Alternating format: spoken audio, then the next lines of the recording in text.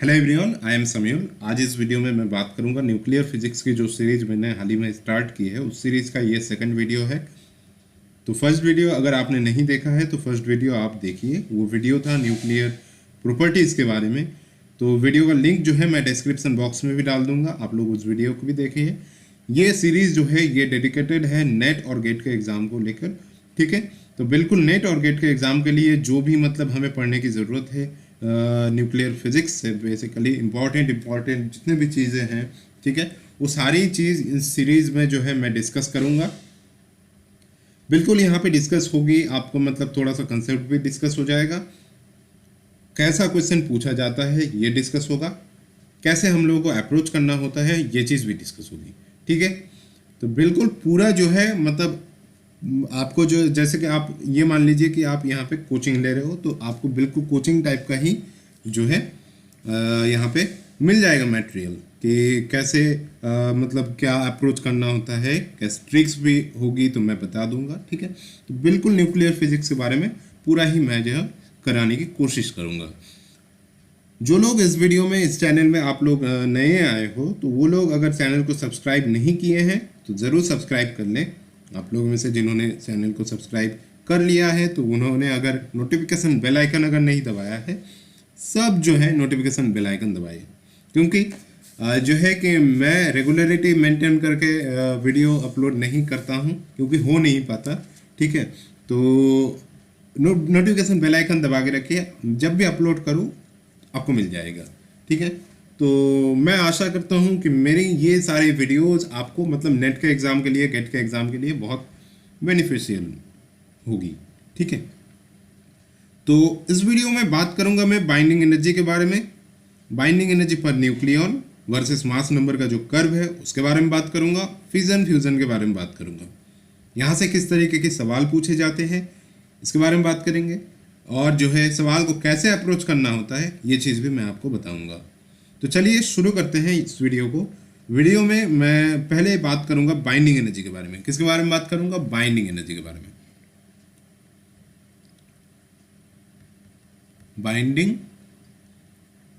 Binding energy, okay.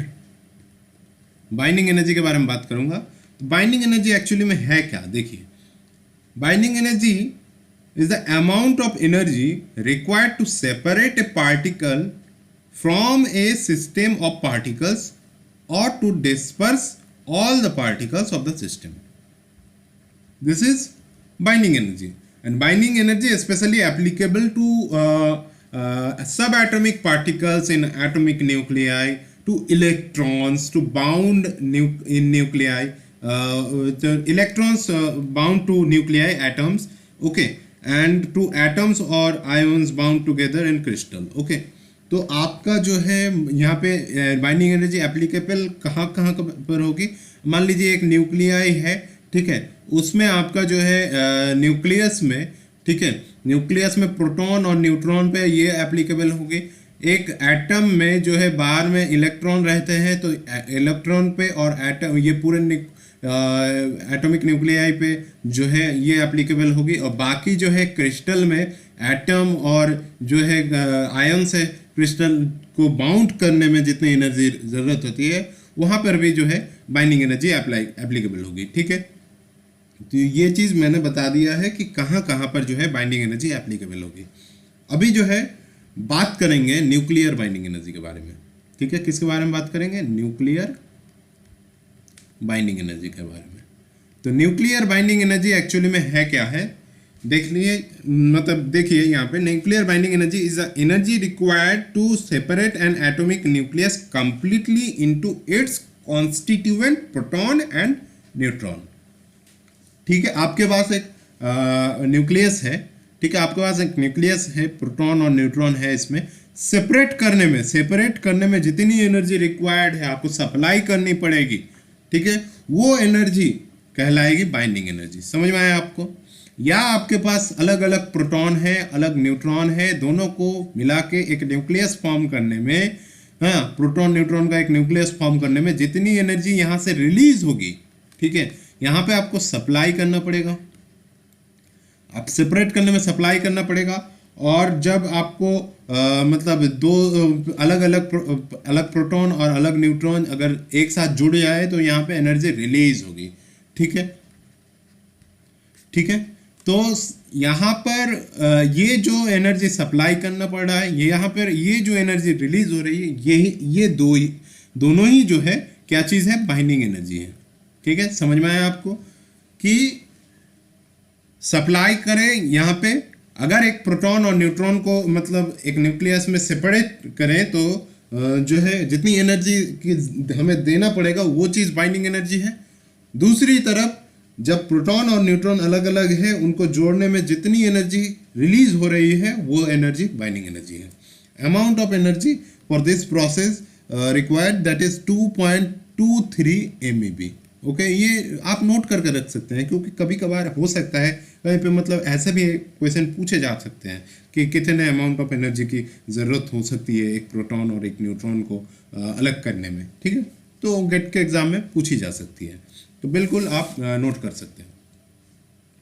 अभी जो है बाइंडिंग एनर्जी के बारे में तो बात हो चुकी है, तो बाइंडिंग एनर्जी की जो फॉर्मूला हमें जानने की ज़रूरत है वो चीज़ भी डिस्कस कर लेता हूँ। ठीक है, तो बाइंडिंग एनर्जी का फॉर्मूला जो है यहाँ पे देखिए डेल्टा mc², ये है binding energy, this is the binding energy. Okay, तो यहाँ पर डेल्टा m क्या है, delta m is the mass defect, mass defect. Okay, तो delta m is the mass defect, यहाँ पे m theoretical minus m observed. ठीक है, m theoretical minus m observed आपको करना पड़ता है, वो जो मिलता है इन दोनों का डिफरेंस वही चीज जो है मास डिफेक्ट है। अच्छा, m थियोरेटिकल क्या है, m थियोरेटिकल है ZMP, number of proton into mass of proton plus a minus z, that is number of neutron into mass of neutron. ये टोटल जो है वो है थियोरेटिकल मास। ऑब्जर्व्ड मास आपको दिया हुआ रहेगा। ठीक है, तो ऑब्जर्व्ड मास क्वेश्चन में दिया हुआ रहेगा। चलिए इस क्वेश्चन को कर लेते हैं। ठीक है, करके देखते हैं क्या चीज आती है। तो यहाँ पे आप देखिए, मैं इसको पूरा ही जो है साफ कर देता हूँ। तो बिल्कुल आप देखिए यहाँ पे क्वेश्चन आपको मैं यहाँ पे बताता हूँ। देखिए यहाँ पे लिखिए the mass is of a hydrogen atom, neutron and 238 uranium 92 are given by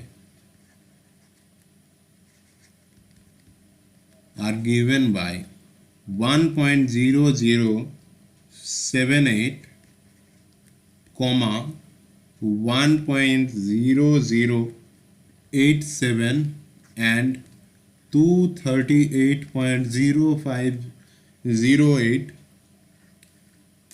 0508 AMU atomic mass unit respectively. Then the binding energy of 230 sorry यहाँ पे आप लिखिए इसको,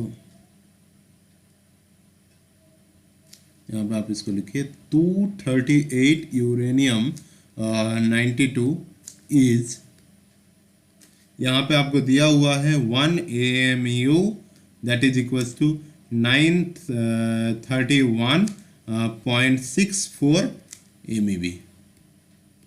ठीक है, ये चीज आपको जो है दिया हुआ है, सप्लाई किया हुआ है। अभी जो है यहाँ पे देखेंगे कि कैसे हम लोग जो है इसको कर पाते हैं। तो यहाँ पर देखिए आप लोग कि यहाँ पर जो है थियोरेटिकल मास में आपको दिया हुआ है जैसे कि मास ऑफ प्रोटॉन यानी हाइड्रोजन एटम का दिया हुआ है, तो मास ऑफ प्रोटॉन दिया हुआ है आपका यहाँ पर 1.0078, मास ऑफ न्यूट्रॉन दिया हुआ है आपका यहाँ पर 0087, जो सब कुछ जो है किस यूनिट पर है, AMU यूनिट पर है, एटॉमिक मास यूनिट, इस यूनिट पर है। और यहाँ पे मास ऑफ यूरेनियम जो ऑब्जर्व्ड मास दिया हुआ है वो है 238.0508 AMU। ओके, तो ये चीज़ें आपको पता है। अभी जो है आप लोग जो है यहाँ से निकालेंगे बाइंडिंग एनर्जी। ओके, तो बाइंडिंग एनर्जी यहाँ से कैसे निकालेंगे, ठीक है, देखिए। तो बाइंडिंग एनर्जी जो निकालोगे आप, क्या निकालते हो आप लोग, डेल्टा एम सी स्क्वायर, ठीक है। तो यहाँ पर डेल्टा एम निकालिए, delta M that is equal to कितना होता है वो चीज़ पहले देख लेते हैं। डेल्टा एम देखिए यहाँ पर होगा क्या, पहले हम लोग करेंगे थ्योरेटिकल मास माइनस ऑब्जर्व्ड। तो थ्योरेटिकल मास यानी मास नंबर ऑफ प्रोटॉन कितने, यानी यहाँ पे कितना था 238, यूरेनियम 92, नंबर ऑफ प्रोटॉन कितना है, प्रोटॉन है 92, न्यूट्रॉन है आपका 146 हो जाएगा, ठीक है। तो number of proton 92, number of neutron 146, तो 92 मल्टीप्लाइड बाय कितना हो जाएगा 1.0078, ठीक है। प्लस क्या हो जाएगा, प्लस आ जाएगा यहाँ पर 146 मल्टीप्लाइड बाय 1.0087, ठीक है। माइनस करेंगे तो यहाँ पे माइनस कितना, यहाँ पे क्या करना पड़ेगा, यहाँ पे आपको करना पड़ेगा कि ऑब्जर्व्ड मास जो है अब जो 238.050, ये कितना हो गया, total theoretical mass of uranium हो गया। ऑब्जर्व्ड मास कितना है 238.0508, ठीक है ना, टोटल ये AMU यूनिट पर है, ठीक है। तो ये अगर करके देखेंगे तो हमें यहाँ पर कितना मिलेगा, हमें यहाँ पर मिल जाएगा 1.937 AMU, ठीक है, 1.937 AMU ये मास हमें जो है यहाँ से मिल जाएगी, ठीक है। तो यहाँ पर आपको जो है क्वेश्चन में प्रोवाइड किया हुआ है कि 1 AMU that is equal to, यहाँ पे जो है 1 AMU that is equal to 931.64 MeV, ठीक है। यानी एनर्जी इक्विवेलेंस आपका रिलेशन दिया हुआ है, तो आपके पास मास डिफेक्ट है इतना, अब इसका एनर्जी इक्विवेलेंस यानी बाइंडिंग एनर्जी कितना हो जाएगा, बाइंडिंग एनर्जी आपका हो जाएगा यहाँ पे सिंपली 1.937 मल्टीप्लाइड बाय 931.64 MeV, ठीक है ना। तो यहाँ से आप करेंगे तो कितना आएगा आपका आएगा 1804.586 समथिंग आएगा, 586 MeV। लगभग ये कितने का इक्वल है, 1800 का इक्वल है। अच्छा, आपको मैंने यहाँ पे शायद जो है ऑप्शन नहीं दिया था, यहाँ पे ऑप्शन ए पर था आपका 1200 MeV, ऑप्शन बी पर था यहाँ पर 1500 MeV, ऑप्शन सी पर था यहाँ पर 1600 MeV, ऑप्शन डी पर था यहाँ पर 1800 MeV। तो आप देख सकते हो कि ऑप्शन डी जो है इस क्वेश्चन के लिए सही आंसर है, ठीक है। तो इस तरीके के सवाल यहाँ से बाइंडिंग एनर्जी से आपको हार्डली पूछा जा सकता है, इस कॉन्सेप्ट से मास डिफेक्ट इनटू सी स्क्वायर यहाँ से, ठीक है। तो बिल्कुल यहाँ से क्वेश्चन इस तरीके का सवाल पूछा जा सकता है। अभी जो है मैं बात करूँगा, अभी तो बाइंडिंग एनर्जी के बारे में बात हो चुकी है, अभी बाइंडिंग एनर्जी पर न्यूक्लियन के बारे में बात करेंगे। बाइंडिंग एनर्जी पर न्यूक्लियन में क्या चीज़ें होती है, कर्व आपको मैं यहाँ पे बताऊंगा बाइंडिंग एनर्जी पर न्यूक्लियन की। तो चलिए प्लीज़ आप लोग उसको भी जो है पूरा देखिए, ठीक है। तो बाइंडिंग एनर्जी पर न्यूक्लियन और रिलेटिव स्टेबिलिटी का क्या मतलब, क्या बात है, रिलेशन क्या है। बाइंडिंग एनर्जी पर न्यूक्लियन यानी आपका यहाँ पर होगा बाइंडिंग एनर्जी पर न्यूक्लियन यानी पर mass number per nucleon. Nucleon किसको कहा जाता है, एक प्रोटॉन एक न्यूट्रॉन को दोनों को मिला के एक न्यूक्लियन होता है, यानी A that is equal to Z number of proton plus number of neutron का अगर एन से डिनोट करते हैं तो ये टोटल जो मिलता है वो होता है ए, ठीक है ना। तो ए से हम लोग जो है एक न्यूक्लियन को हम लोग जो है यहाँ पे डिनोट करते हैं। तो binding energy per nucleon is a parameter that measures the relative stability of the nuclei. Okay, more binding energy per nucleon will be more stable, will be more stable। ठीक है, कब होगा? जब मोर बाइंडिंग एनर्जी यानी ज्यादा binding energy per nucleon जब होगी, वो चीज जो है मोर स्टेबल है। ठीक है, यहाँ से भी सवाल पूछे जा सकते हैं, कई कई सारे मतलब आपको दिया हुआ रह सकता है कि बताइए कुछ न्यूक्लियाई दिया हुआ है, आपको यहाँ पे आपको मतलब देखना पड़ेगा किसका जो है बाइंडिंग एनर्जी, कौन सा जो है रिलेटिवली स्टेबल न्यूक्लियाई है, ये सवाल आपको पूछा जा सकता है। ठीक है, तो binding energy per nucleon versus mass number का जो यहाँ पे ग्राफ है, उसको अभी मैं आपको यहाँ पे दिखाने की कोशिश करता हूँ। चलिए इसको देखिए, ये है binding energy per nucleon versus mass number यानी न्यूक्लियन नंबर, ये यहाँ पे आपको बोला गया है। इसका आपका जो कर्व है वो यहाँ पे दिया हुआ है। ठीक है, तो बिल्कुल आप यहाँ पे जो है देख सकते हो।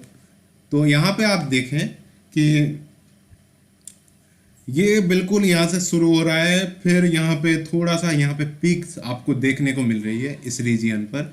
ठीक है, इस रीजियन पर आपको पिक्स देखने को मिल रही है। यहाँ पे ये जो है फ्लैट है और धीमे धीमे थोड़ा सा मतलब होते होते यूरेनियम 23892 यहाँ पे आके ये मतलब जो है ग्राफ यहाँ तक दिखाया हुआ है। ठीक है, तो इस ग्राफ में जो चीज़ें याद रखने की ज़रूरत है, इस ग्राफ की खासियत क्या है, फीचर्स क्या है, एक के बाद एक मैं आपको बताता हूँ। हो सके तो आप बिल्कुल जो है इसको नोट करें। ठीक है, तो चलिए मैं आपको यहाँ पे थोड़ा सा जितना भी हो मैं आपको बताने की कोशिश करता हूँ। ठीक है,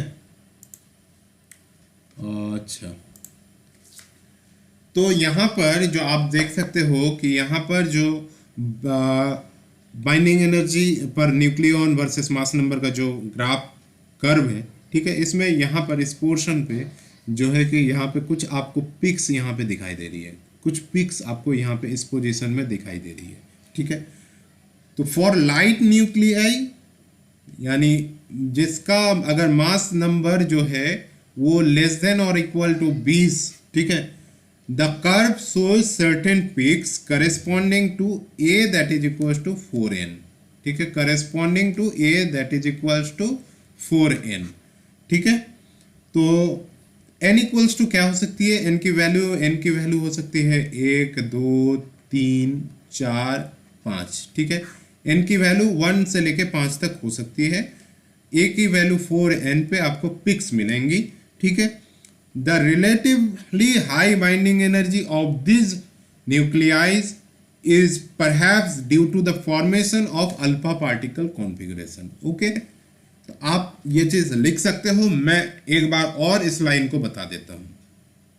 आप यहां पे हेडिंग डालिए the salient features of the binding energy per nucleon versus mass number और पर न्यूक्लियन कर्व। ओके, तो यहाँ पे पहला पॉइंट आप लिखिए, for light nuclei A less than और equals to 20, for light nuclei A less than और equals to 20 the curve shows certain peaks. जैसे कि यहाँ पे आपको पिक्स दिखाई दे रही है, पिक्स दिखाई दे रही है, ठीक है ना, ये पिक्स दिखाई दे रही है। तो curve shows certain peaks corresponding to A that is equals to 4n, जहाँ पे n की वैल्यू है 1 2 3 4 5। ठीक है, तो the relatively high binding energy of this nuclei is perhaps due to the formation of alpha particle configuration. ठीक है, यहाँ पे रिलेटिवली हाई बाइंडिंग एनर्जी आपको दिखाई दे तो परहैप्स जो है अल्फा पार्टिकल कॉन्फ़िगरेशन की वजह से आपको यहाँ पे relatively high binding energy in peaks में मिल जाती है। ठीक है, अच्छा, इस पोर्शन के बारे में बात हो गई। ठीक है, तो इसको मैं जो है मिटा देता हूं। अभी बात करेंगे बीच वाले पोर्शन के बारे में, जो मिड न्यूक्लियाई है। मिड न्यूक्लियाई यानी यहाँ पे इस पोर्शन में आप देखिए लगभग यहाँ से शुरू होके आपका शुरू होता है लगभग यहाँ तक। ठीक है, तो मिड न्यूक्लियाई यानी आपका जो है कि यहाँ पर जो mass number A greater than 20, ठीक है, नोट करते हैं, A greater than 20 and A less than equals to आपका 120, ठीक है। इस मास नंबर के बीच में, इस रीजन में the curve is almost flat, ठीक है। इस पोजीशन में आप देख सकते हो कि यहाँ पे जो कर्व है ऑलमोस्ट क्या है, फ्लैट है, ठीक है। द बाइंडिंग एनर्जी इज रफली constant. This represent a very important feature of nuclear property और फोर्सेस, ठीक है। That is saturation properties, where a particular neutron interacts with only limited number of neighboring nucleons, not with wall nucleons, ठीक है। एक दफा और बोल देता हूं मैं, for mid nuclei A greater than 20 and A less than equals to 120, इस रीजियन के लिए ये यहाँ पे बाइंडिंग एनर्जी कर्व जो है, ये चीज जो है फ्लैट है, ठीक है। This represent a very important feature of nuclear property और forces, that is saturation property, ठीक है। Where the particular neutrons interact with only the limited number of neighbouring nucleons, not with all nucleons, okay. यहां पर मैं आपको बताता चलूं कि यहां पर जो Fe56 ये न्यूक्लियाई जो है यहाँ पर जो है, ठीक है, इसके लिए हाईएस्ट जो है बाइंडिंग एनर्जी पर न्यूक्लियॉन हमें मिलती है। यहाँ पे इसके लिए हमें मिलता है 8.8 MeV, ठीक है, 8.8 MeV पर न्यूक्लियॉन यहाँ पे Fe56 के लिए हमें मिलता है। ये जो है हाईएस्ट बाइंडिंग एनर्जी है, ठीक है, Fe56 के लिए हमें मिलता है, ठीक है। तो ये सवाल जो है आपको पूछा जाता है अक्सर इस पॉइंट से कि मतलब आप बताइए कौन से न्यूक्लियाई के लिए जो है सबसे ज्यादा बाइंडिंग एनर्जी पर न्यूक्लियॉन हमें दिखाई देती है। तो आप बताएंगे कि यहाँ पे Fe66 के लिए जो है आपको बाइंडिंग एनर्जी पर न्यूक्लियॉन सबसे ज्यादा होती है। वैल्यू कितना है? वैल्यू है 8.8 MeV, ठीक है। कितना है? 8.8 MeV, ओके, 8.8 MeV। तो इस रीजियन में जो मैंने बात किया है, इस रीजियन में आप यहाँ पे जो आपका मतलब एवरेज रहता है वो है लगभग 8.4 MeV, जैसा यहाँ पे इस फ्लैट रीजियन में 8.4 MeV एवरेज आपको बाइंडिंग एनर्जी पर न्यूक्लियॉन मिल जाती है, ठीक है। तो यहाँ पे दो चीज़ें आपको, दो पॉइंट आपको मिली है। आपको एक चीज़ मिली कि for medium nuclei the constant binding energy is approximately 8.4 MeV और 8.5 MeV, ठीक है, 8.4 और 8.5 MeV। और द मैक्सिमम बाइंडिंग एनर्जी पर nucleon is for 56 Fe। 56 Fe कितना होता है? 8.8 MeV, ठीक है। ध्यान में रखिए, बार बार बता रहा हूं क्योंकि यहां से सवाल पूछे जाते हैं। अच्छा, बाइंडिंग एनर्जी पर न्यूक्लियॉन हमें कितनी मिली? मैक्सिमम मिली, ठीक है। तो मैक्सिमम मिलने का बात मतलब हो रही है, तो यहाँ पे मैक्सिमम किस वजह से मिलता है, ठीक है। मैक्सिमम इसके लिए यानी यहाँ पे जो Fe56 है, ठीक है, इसके लिए इस वजह से मिल रहा है कि ये जो है one of the most tightly bounded nuclei है, one of the most tightly bounded nuclei. यानी binding energy per nucleus, binding energy वही एनर्जी है जहां से आप एक न्यूट्रॉन को और एक प्रोटॉन को या उस न्यूक्लियाई से और उस एटॉमिक न्यूक्लियाई से आप जो है इलेक्ट्रॉन को निकालने में जितनी एनर्जी आपको रिक्वायर्ड है या जितनी एनर्जी रिलीज होती है वहां से वो निकलने में, ठीक है, तो वो एनर्जी बाइंडिंग एनर्जी है। तो बाइंडिंग एनर्जी यहाँ पे ज्यादा होने का मतलब क्या है कि वो उस पे जो है आपको ज्यादा काम करना, ज्यादा एनर्जी देना पड़ रहा है। तो ज्यादा एनर्जी देने का मतलब क्या है कि वो ज्यादा टाइट है, ठीक है ना, समझ सकते हो आप। तो Fe56 यहाँ पे जो है one of the most tightly bounded nuclei है, ठीक है, जिसका बाइंडिंग एनर्जी पर न्यूक्लियन जितना ज्यादा होगा वो उतना टाइटली बाउंडेड न्यूक्लियाई होगा, ठीक है।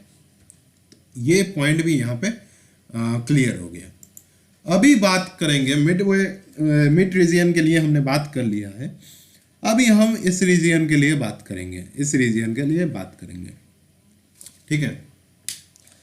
तो यहाँ पे देखिए, for heavy nuclei binding energy curve binding energy per nucleon, ये वाला कर्व जो है थोड़ा सा फॉल कर रहा है, ठीक है। ये पीक पे, पहले पीक पे कहा गया था, Fe56 के लिए गया था 8.8 MeV। यहाँ पे आते आते लगभग यहाँ पे 120 पे, यहाँ पे लगभग आप मान लीजिए 8.4 MeV तक आ गया था, या 8.3 MeV तक आ गया था, ठीक है। लेकिन इसके बाद ये ग्राफ जो है और भी फॉल कर रहा है, फॉल करते करते यहाँ पे 8 को क्रॉस कर रहा है, 8 MeV पर न्यूक्लियन क्रॉस कर रहा है, और यहाँ पे नीचे आ गया यूरेनियम 23892। इसके लिए हमें मिल जाता है कितना MeV per nucleon, 7.6 MeV per nucleon.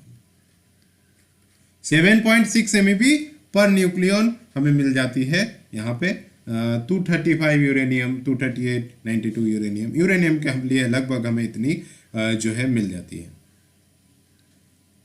तो बिल्कुल आप देख सकते हो कि ये वाला कर्व जो है, कर्व में आपको मतलब थोड़ा सा टाइम लेकर अच्छे से समझाने की कोशिश कर रहा हूँ, क्योंकि यहाँ से मतलब कौन सा सवाल आपको पूछ ले आप भी नहीं जानते हो, मैं भी नहीं उतना बता सकता, लेकिन ये जो सारी चीज़ मैंने आपके साथ डिस्कस की है, यहाँ से सवाल आपको पूछे जाएंगे, ठीक है। तो बिल्कुल जो है कंसेप्ट की ज़रूरत, कंसेप्ट क्लियर रहने की भी ज़रूरत है, ठीक है। कहीं से अगर सवाल पूछे जाए, ये इन्फॉर्मेशन जो मैंने आपको दी किसके लिए ज़्यादा होगा, यूरेनियम के लिए कितना होगा, जो हमें लाइट न्यूक्लियाई के लिए पिक्स क्यों मिलती है, कितने पिक्स में आपको जो कितने 4n में मिलता है, A=4n में मिलता है, n की वैल्यू कितनी होनी चाहिए, कहाँ तक मिलती है पिक्स, क्यों मिलती है, ये चीज़ जो है ध्यान में रखना ज़रूरी है, ठीक है। तो अभी बात हो गई यहाँ पे binding energy per nucleon versus mass number का जो ग्राफ है टोटल, मैंने थोड़ा बहुत जो है आपको बताने की कोशिश कर दी है। अभी यहाँ पे बात करूंगा मैं न्यूक्लियर फिजन और न्यूक्लियर फ्यूजन के बारे में। तो न्यूक्लियर फिजन एक्चुअली में क्या चीज है, ठीक है। देखिए, when A heavy nucleus breaks up into two nearly equal nuclei, then this process is called nuclear fission। समझ में आया आपको क्या बोला मैंने? न्यूक्लियर फिजन के लिए एक बड़ा सा न्यूक्लियाई है, ये जो जब मतलब क्या होता है, जब डिवाइड होता है, बिल्कुल ब्रेक होता है, किसमें, इक्वली दो न्यूक्लियाई में जो है ब्रेक होता है लगभग, तब ये प्रोसेस कहलाती है न्यूक्लियर फिजन।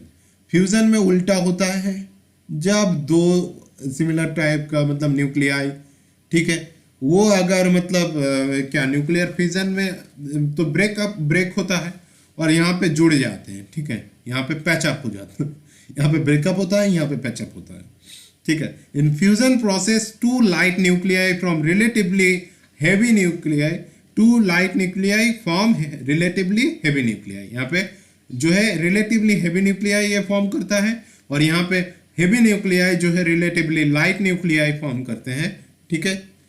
तो इन दोनों में ही जो है एनर्जी रिलीज होती है। क्या होती है? एनर्जी रिलीज होती है। ये चीज आप ध्यान में रखिए, दोनों प्रोसेस में आपकी एनर्जी जो है रिलीज होगी, आपको ध्यान में रखना पड़ेगा, ठीक है। इस प्रोसेस में लगभग आपका एनर्जी रिलीज होगा, यानी ये चीज क्या है, ये है फिजन, तोड़ना, ये है फ्यूजन, जोड़ना, ठीक है। तो फिजन में दोनों में ही जो है एनर्जी रिलीज होगी, इसमें एनर्जी लगभग अराउंड 200 MeV एनर्जी रिलीज होती है, और यहाँ पे अराउंड 10 MeV एनर्जी रिलीज होती है। यहाँ पे कम एनर्जी रिलीज होती है, यहाँ पे बहुत ज़्यादा, अगर न्यूक्लियर फिजन होता है तो बहुत ज़्यादा अमाउंट में एनर्जी रिलीज होती है, ठीक है। तो आप यहाँ से देख सकते हो, इस कर्व से आप देख सकते हो कि न्यूक्लियर फिजन जो है पॉसिबल है। यहाँ पे यहाँ इस साइड के न्यूक्लियर में जो है क्या पॉसिबल है, न्यूक्लियर फिजन पॉसिबल है, फिजन पॉसिबल है। और इस साइड में यहाँ पे जो अल्फा पार्टिकल के जो कॉन्फ़िगरेशन हमें देखने को मिलती है, यहाँ पे क्या पॉसिबल है, न्यूक्लियर फ्यूजन, ठीक है, न्यूक्लियर फ्यूजन पॉसिबल है, ठीक है, एक साइड में न्यूक्लियर फिजन, इस साइड में जो है न्यूक्लियर फ्यूजन पॉसिबल है। और यहाँ पर जो है रिलेटिवली ये स्टेबल स्टेट आपका है, तो यहाँ पर भी मतलब ये रिलेटिवली स्टेबल स्टेट है, ठीक है। अच्छा, एक सवाल आपको यहाँ से मैं इंटरेस्टिंग सा सवाल आपको यहाँ पे मैं कराता हूँ, आप देखिए, बताइए आपको कैसा लग रहा है। और जो है सवाल को बिल्कुल आप ध्यान से देखिएगा। इस सवाल को अगर आपने पूरा इस वीडियो को समझा है तो ये आने वाला सवाल जो है आपको अच्छा लगेगा, और जो है इस सवाल में आपको जो है अच्छी तरीके से कंसेप्ट भी क्लियर हो जाएगा, ठीक है, इस कर्व के बारे में, फ्यूजन फिजन के बारे में, ठीक है। तो बिल्कुल यहाँ पे इस सवाल को देखिए आप लोग, तो मैं आपको बताता हूँ, देखिए। तो चलिए ये क्वेश्चन देखिए। क्वेश्चन है assume that nuclear binding energy per nucleon versus mass number, ठीक है, versus mass number is shown in the figure, use the plot and choose the correct choice given below. ये प्लॉट आपको दिया हुआ है, ठीक है, हैंड राइटिंग ड्राइंग ये तो बेकार है मेरा, ठीक है लेकिन चलिए क्वेश्चन देखिए। ऑप्शन ए है, यहाँ पर देखिए, the fusion of two nuclei with mass number lying in the range this one, okay, 1A50 will release energy. कह रहा है कि 1 से लेके 50 तक का रेंज का जो 1 से लेके 50 तक का, यानी यहाँ तक 1 से लेके 50 तक का, यानी इस रेंज का जो फ्यूज़न प्रोसेस होगा वो एनर्जी रिलीज करेगा। तो अच्छा चलिए मान लेते हैं 1 से लेके 50 तक का फ्यूज़न करते हैं, तो मान लीजिए A = 50 ले लेते, 49 लेते हैं, ठीक है। तो इस रेंज पे तो A = 49 आता है। तो फ्यूज़न करेंगे तो फ्यूज़न मतलब क्या है, दो 49 मिलकर एक जो है हेवी न्यूक्लियाई फॉर्म करेगा। तो 49 + 49 कितना मिलेगा, 98 मिलेगा। एनर्जी रिलीज किस पे हो रहा है, एनर्जी रिलीज हो रहा है इस पोर्शन पे हो रहा है, ठीक है, इस पोर्शन पे जो होगी एनर्जी रिलीज होगी, ठीक है, इस पोर्शन पे जो होगी एनर्जी रिलीज होगी इस पोर्शन में। तो इस पोर्शन में क्या आ रहा है कि 98 के यहाँ पे इसके अंदर आ रहा है, इसके अंदर नहीं आ रहा है, तो ये वाला ऑप्शन जो है ये गलत ऑप्शन है, ठीक है। आगे और कराता हूँ फिर समझ में आ जाएगा। Fusion of two nuclei lying in the range this one will release energy 51 से लेके 100, यानी इसके बीच का लीजिए A that is equal to 75 लीजिए, 75 लेंगे तो इसको 75 मास नंबर का अगर दो न्यूक्लियाई का फ्यूजन करेंगे तो आपको कितना लगभग 150 का मास नंबर का एक हेवी न्यूक्लियाई मिलेगा। तो 150 का न्यूक्लियाई जो है इसके बीच में जो है 1 से लेके 100 तक, यहाँ पे 1 से लेके 100 तक इसके बीच में जो है लाई कर रहा है, ठीक है ना, इसके बीच में लाई कर रहा है। इसका मतलब है ये वाला ऑप्शन जो है, ऑप्शन बी जो है ये सही आंसर है, ठीक है, ऑप्शन बी सही आंसर है। Fusion in the nucleus lying in the mass number range 100 to 200, 100 to 200 मान लीजिए 150 लेते हैं, ठीक है। अब क्या करना पड़ेगा, अब फ्यूजन कर रहे थे, फ्यूजन करेंगे, फ्यूजन में यानी तोड़ो, 150 को दो हिस्से में तोड़ो, इक्वल दो हिस्से में, तो हमें कितना मिलेगा, 75 मिलेगा, ठीक है। तो 75 क्या इस रीजन पे आ रहा है, इस रीजन पे कहाँ पे है 75, अच्छा यहाँ पर 75 क्या इस रीजन पे आ रहा है, नहीं आ रहा है, लगभग यहाँ पर आएगा 75, तो ये बाहर है, ठीक है, इस रीजन पे नहीं है, तो ये वाला यहाँ पे एनर्जी रिलीज जो है नहीं होगी, ठीक है। ये वाला ऑप्शन देखिए, ऑप्शन डी 200 से लेके 260 तक will release energy when broken into two equal fragments, यानी फ्यूजन हो रहा है। तो इसमें कुछ एक मान लीजिए 240 मान लीजिए, 240 मानते हैं तो हमें एक ही वैल्यू कितनी मिलती है, एक ही वैल्यू मिलती है 120। तो 120 अगर एक ही वैल्यू मिलती है तो वो चीज़ जो है इसके बीच में जो है लाई करता है, यहाँ पर लगभग इस पोजीशन में 120 जो है लाई करेगा, ठीक है। तो यानी ऑप्शन डी भी जो है सही आंसर है, ऑप्शन डी भी जो है सही आंसर है, ठीक है। तो यहाँ पर आप देख सके कि ऑप्शन बी और ऑप्शन डी इस पोजीशन में जो है एनर्जी रिलीज होगी, क्योंकि जो है इस पोजीशन में जो है एनर्जी रिलीज होगी, कहाँ पे, एक्चुअली जो है पेन जो है विजिबल नहीं हो रहा है, ठीक है। ये इस पोजीशन में जो है फ्यूजन जो है होगा, ठीक है। इस पोजीशन का जो न्यूक्लियाई है, इस पोजीशन को न्यूक्लियाई को लेके हम लोग फ्यूजन करेंगे, इस पोजीशन के न्यूक्लियाई को लेके हम लोग जो क्या करेंगे, फिजन करेंगे। दोनों ही प्रोसेस में हमें यहाँ पे इस रीजियन पे जो है न्यूक्लियाई जो है रिजल्टेंट न्यूक्लियाई हमें इस पोजीशन में, इसके बीच में अगर मिलेगा तो इस बीच में ही जो है हमें एनर्जी रिलीज होगी, ठीक है। तो इस वीडियो में यही तक। आप लोग बताइए आप लोगों को कैसा लगा वीडियो, और जो है वीडियो पसंद आए तो ज़रूर लाइक कीजिए, और जो है शेयर कीजिए वीडियो को। और अगर चैनल तो पहले ही बताया है, अगर सब्सक्राइब नहीं किया है तो सब्सक्राइब कर ले, और नोटिफिकेशन बेल आइकन जो है वो भी दबा ले। कहीं पे अगर समझ में नहीं आ रहा है वो आप कमेंट कीजिए, किस टॉपिक पर आप वीडियो चाहते हो वो भी आप कमेंट कर सकते हो, ठीक है। न्यूक्लियर फिजिक्स का ये जो मैं करा रहा हूँ सीरीज, ये भी रिक्वेस्ट पे ही मैं मतलब शुरू किया है मैंने, ठीक है। तो आप बता सकते हो किस टॉपिक पे वीडियो मतलब चाहते हो। चलिए इसको पहले ख़त्म कर देंगे, फिर उस टॉपिक में बात करेंगे। तो आने वाले वीडियोस में मैं और भी बताऊंगा। इसके बाद मैं सेमी एम्पिरिकल मास फार्मूला का जो है वीडियो लाऊंगा, ठीक है। तो उसमें बताऊंगा सेमी एम्पिरिकल मास फार्मूले के बारे में, ठीक है। वहाँ से सवाल बहुत पूछे जाते हैं, इस वीडियो से भी आपको सवाल पूछे जाएंगे, तो बिल्कुल पूरा वीडियो आप अंत तक देखिए, इस बिना स्किप किए, ठीक है। तो आपको जो है फ़ायदा मिलती रहेगी। तो चलिए आने वाले वीडियो फिर मुलाकात होगी। इस वीडियो में यही तक। तो थैंक यू फॉर वॉचिंग।